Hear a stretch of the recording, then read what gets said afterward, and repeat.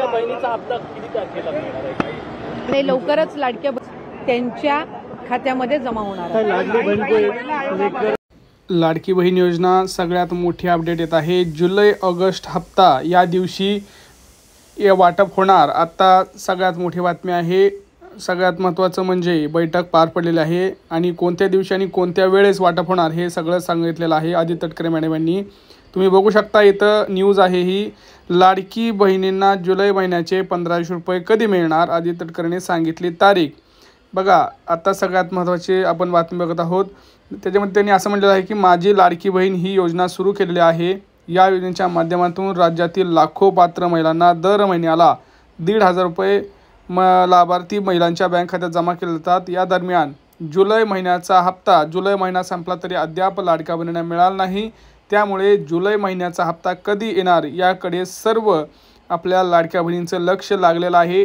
त्यामुळं तो हप्ता आम्ही कधी देणार आहोत हे त्यांनी स्वतः सांगितलेलं आहे। त्याच्यावरती जी काही बैठक आहे ती पार पडलेली आहे, त्याच्यावरती जी चर्चा आहे ती झालेली आहे। बघा आता याच्या दरम्यानच आता राष्ट्रवादी काँग्रेसचे अजितदादा पवार पक्षाचे नेत्या तथा राज्याच्या महिला आणि बालविकास मंत्री अदिती तटकरे यांनी लाडक्या बहिणींना खुशखबर दिलेली आहे। लाडक्या बहिणींना रक्षाबंधनाची भेट मिळणार आहे। म्हणजेच रक्षाबंधनाच्या पूर्वसंध्येला जुलै महिन्याचा सन्मान निधी 1500 रुपये राज्य सरकारकडून लाडक्या बहिणींना वितरित करण्यात येणार असल्याची माहिती मंत्री अदिती तटकरे यांनी एक्सवरती पोस्ट शेअर करत दिलेली आहे। बघा पुढे ते काय म्हणत आहेत, मुख्यमंत्री माझी लाडकी बहीण योजनेच्या सर्व पात्र लाभार्थ्यांना रक्षाबंधनाच्या पूर्वसंध्येला आम्ही जुलै महिन्याचा जो सन्मान निधी आहे तो वितरित करणार आहोत।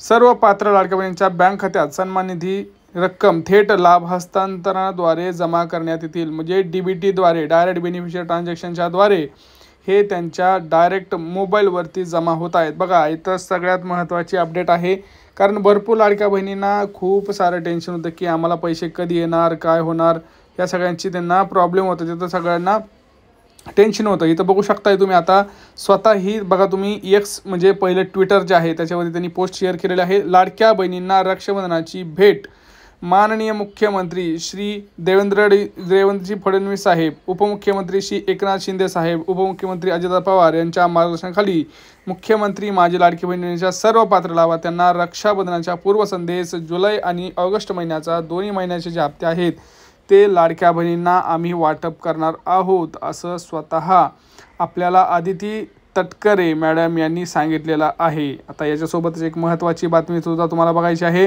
ती म्हणजे आदित्य तटकरे मॅडम यांनी अजून एक ट्विट केलेलं होतं, ती म्हणजे लाडकी बहीण अंतर्गत पात्र ठरलेल्या अर्जाची पडताळणी करण्यासाठी जवळपास 26 लाख लाडक्या बहिणी तात्पुरत्या ह्या बाद करण्यात आलेल्या आहेत। कारण त्यांच्याकडे खूप काही अशा लाडक्या बहिणी आहेत ज्यांच्या कुटुंबामध्ये 2 पेक्षा जास्त लाभार्थी असल्याचं, तर काही ठिकाणी पुरुषांनी अर्ज केल्याचं बाबी निदर्शनास आलेल्या आहेत। त्यामुळं 2.25 कोटी लाडक्या बहिणी ज्या आहेत त्याच आता फक्त याच्यामध्ये लाभार्थी पात्र असणार आहेत।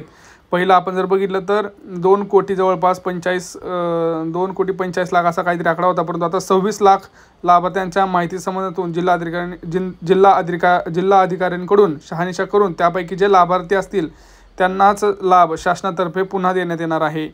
लक्षात घ्या, शासनाची दिशाभूल करून चुकीच्या पद्धतीने लाभ घेणाऱ्यांना कारवाई करण्याचे आदेशसुद्धा त्यांनी दिलेले आहेत। त्यामुळे ज्या लाडक्या बहिणी चुकीच्या मार्गाने लाभ घेत आहेत त्यांनी सावध राहा, कोणीही काय करू नका।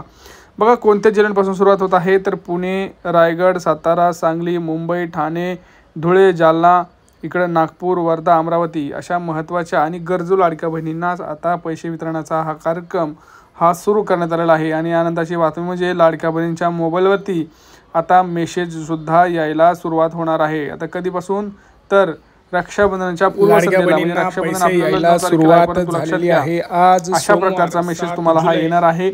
हा तुम्हाला जुलै महिन्याचा हप्ता होता, तुम्हाला माहिती आहे जून मध्ये आला होता आपल्याला, जुलै महिन्यात, त्यामुळे जूनचा हप्ता जुलै महिन्यामध्ये आला होता, सगळ्यांना माहिती आहे। आता तसाच जुलै आणि ऑगस्टचा हप्ता आपल्याला ऑगस्ट मध्ये हा येणार आहे। त्यासाठी सर्व प्रकारची यादी, सर्व प्रकारचे जे काही काम आहे ते सरकार करत आहे।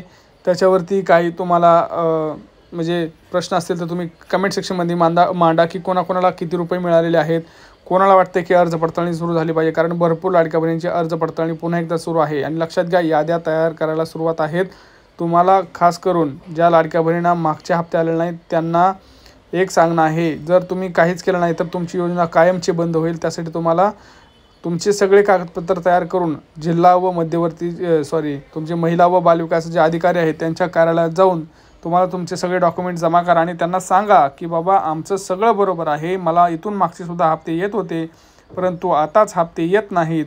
तर याच्यावरती काय तुम्ही करू शकता. कारण बघा आता एक सरकारनं सांगितलेलं आहे की ज्या लाडक्या बहिणी अर्ज पडताळणीमध्ये पात्र होतील अशाच लाडक्या बहिणीचं नाव यादीमध्ये राहणार आहे.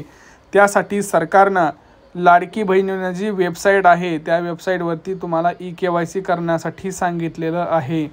लाडकी बहिणींची जी वेबसाईट आहे तुम्ही जाऊन जर आता बघितलं तर तिथं EKYCचा ऑप्शन आलेला आहे.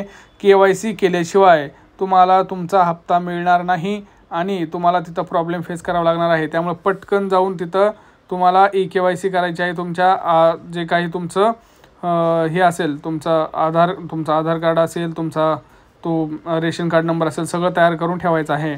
त्याखालोखाल लगेच तुमच्या जिल्ह्यात वाटपाला सुरुवात होणार आहे. ज्या लाडक्या बहिणींचं सगळं KYC पूर्ण होईल. KYC केल्याशिवाय तुमचं नाव यादीत येणार नाही आणि ती KYC तुम्हाला लाडकी बहीण योजनेच्या वेबसाईटवरतीच करायची आहे.